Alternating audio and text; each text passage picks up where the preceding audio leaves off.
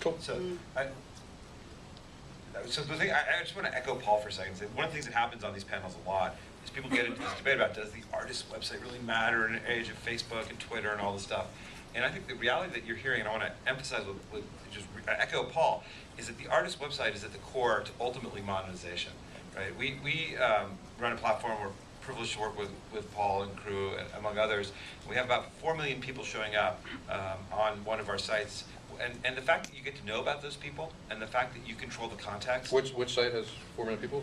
The overall EOS sites total has 4 million uniques a month now. And what we know is that if you can control that, and control, I don't mean in a Orwellian way, but if you have that be the center of the world, that's the core to actually ultimately being able to make money.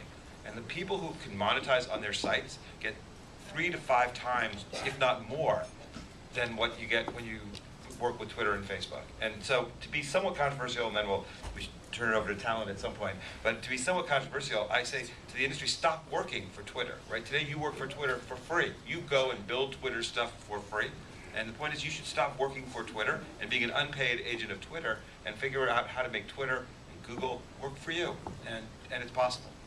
Yeah, I think it's a really interesting point. I mean, I know early on, and I'm not sure where this ended up, but early on, bands would join MySpace, for example, but and they'd have all these friends and all these followers, but they couldn't really do anything with that. Yeah. And it was kind of like, well, there's companies emerging all the time that are battling, and their whole core sort of business model is around the notion of owning the data of your fans.